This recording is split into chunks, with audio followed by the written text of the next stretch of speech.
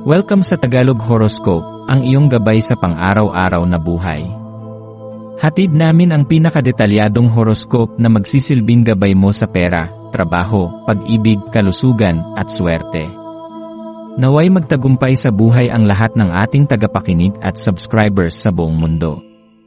Maraming salamat sa pag-subscribe at tanggapin ang siksik, liglig, at umaapaw na biyayang hatid ng Tagalog Horoscope.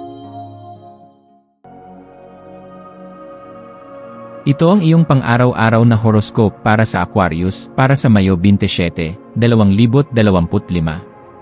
Sa araw na ito, ang iyong isipan ay tila naglalagablab ng mga ideya at potensyal na hatid ng Mayo 27. Ang bawat sandali ay puno ng sigla at pagkakataon na naghihintay lamang na iyong tuklasin. Ang iyong likas na kuryosidad ay parang apoy na naglalagablab sa loob mo, na nagtutulak sa iyo upang magtanong, mag-explore, at magsimula ng mga bagong bagay. Huwag mong pigilan ang pagdaloy ng mga ideyang ito, sa halip, hayaang sila ang maging gabay mo, habang nilalakbay mo ang mga oportunidad ng araw na ito. Bagamat maraming direksyon ang iyong gustong tahakin, ang mahalaga ay manatili kang bukas sa bawat posibilidad na maaaring magbigay linaw at inspirasyon sa iyo. Bilang isang Aquarius, ang iyong natatanging kakayahan sa paglikha at pag-isip ng labas sa karaniwan ay nagliliwanag ng husto sa araw na ito. May dala kang liwanag at bago sa bawat ideyang ibinabahagi mo sa mga tao sa paligid mo. Ito ang tamang panahon upang ipagdiwang ang iyong kakaibang pananaw at malayang pag-isip.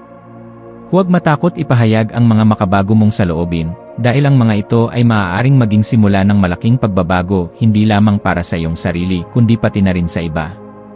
Ang enerhiya ng unang araw ng buwan ay nagsisilbing paalala upang ikaw ay magnilay-nilay tungkol sa mga nais mong marating at mga pangarap na nais mong isakatuparan. Ito ay panahon para magtakda ng malinaw na layunin na siyang magiging gabay mo sa pagharap sa mga hamon at tagumpay na darating. Sa kabila ng lahat ng positibong enerhiya, maaaring may mga sandaling maramdaman mong nalilito o naguguluhan ang iyong isipan. Ito ay normal lamang sa panahon ng paglago at pagbabago. Mahalaga na bigyan mo ng espasyo ang sarili mo upang obserbahan ang mga damdaming ito nang hindi agad nagre-react. Sa paglapit mo sa iyong kalagayan ng may kalmadong pag-isip, matutuklasan mo na ang pagkalito ay isang pansamantalang yugto lamang na nagbubukas ng daan para sa mas malalim na pag-unawa sa iyong sarili at sa mga nangyayari sa paligid mo. Ang pag-accept sa pagkalito ay nagbibigay daan sa iyo upang mas maingat na piliin ang mga hakbang na iyong gagawin, maging sa pakikipag-ugnayan mo sa iba. Ito rin ay pagkakataon upang mas kilalanin ang mga bagay na nagbibigay ng kalituhan at alamin kung paano mo ito malalampasan ng may tapang at determinasyon. Ang araw na ito ay isang mahalagang yugto sa iyong paglalakbay, isang paanyaya upang yakapin ang pagbabago bilang isang likas na bahagi ng buhay. Ang enerhiya sa paligid mo ay puno ng buhay, puno ng mga bagong koneksyon at karanasan na magpapalawak ng iyong pananaw. Huwag matakot na lumabas sa iyong comfort zone at subukan ang mga bagay na bago at iba. Sa paggawa nito, hindi mo lamang nadaragdagan ang iyong kaalaman, kundi nabibigyan mo rin ng pagkakataon ang iyong sarili na lumago sa emosyonal, mental, at espiritual na aspeto. Ang bawat bagong karanasan ay pundasyon ng mas matibay na pagkatao. Sa pagdaan ng araw, panatilihing bukas ang iyong puso at isipan sa mga aral at biyayang dumarating. Ang mga makabuluhang usapan at pagkikita ay maaaring magbigay sa iyo ng mga insight na matagal mo nang hinahanap. Ang pagiging bukas sa mga ganitong pagkakataon ay naglalapit sa iyo sa mas malalim na pangunawa sa iyong sarili at sa mundo. Sa ganitong paraan, unti-unti mong mahuhubog ang landas na tunay na makatutugon sa iyong mga pangarap at mithiin. Upang makatulong sa pagdaloy ng positibong enerhiya ngayong araw, isaalang-alang ang iyong mga maswerteng elemento. Ang maswerteng kulay mo ngayon ay asul, isang kulay na sumisimbolo ng kalinawan, kapayapaan, at malawak na pag-isip. Ang mga maswerteng numero ay 4, 12, at 28. Ang mga maswerteng gawain para sa araw na ito ay ang pagsusulat ng mga personal na layunin sa isang journal, paggawa ng malikhaing proyekto, o pakikipag-usap ng tapat at bukas sa isang taong pinagkakatiwalaan mo. Ang mga gawaing ito ay magpapalalim ng iyong koneksyon sa iyong sarili at sa mga tao sa paligid mo, pati na rin magpapasigla sa iyong espiritu. Sa pagtatapos ng araw na ito, naway dalhin mo ang mga natutunan mo sa puso mo at gawin itong gabay sa mga susunod pang mga hakbang sa buhay.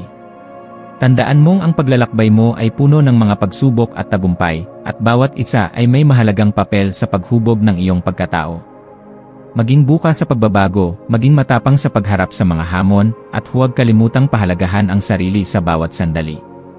Sa ganitong paraan, makakamtan mo ang tunay na kapayapaan at kasiyahan na hinahanap mo. Ang buhay ay isang tuloy-tuloy na paglalakbay ng pagtuklas at paglago. Sa bawat araw na dumarating, lalo kang nagiging malalim at matatag na individual na handang harapin ang anumang darating. Manatili kang tapat sa iyong sarili at sa iyong mga pangarap, at ang universo ay patuloy na susuporta sa iyong mga hakbang.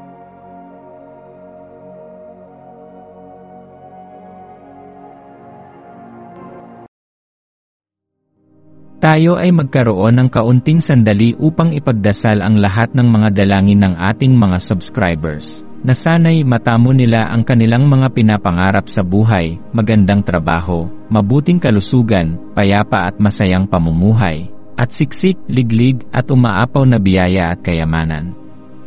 Ipinagdarasal namin ng mataimtim ang lahat ng mga komento sa nakaraang video, at hinihiling namin, Panginoon, na pagpalain mo ang ating mga subscribers ng masayang buhay sa mundong ibabaw. Maraming salamat po. Maraming salamat sa panonood ng iyong horoscope ngayon araw. Naway gabayan ka ng mga bituin sa iyong landas. Huwag kalimutang mag-like, share, at subscribe para sa iba pang cosmic na kaalaman. Hanggang sa muli, manatiling konektado sa universo.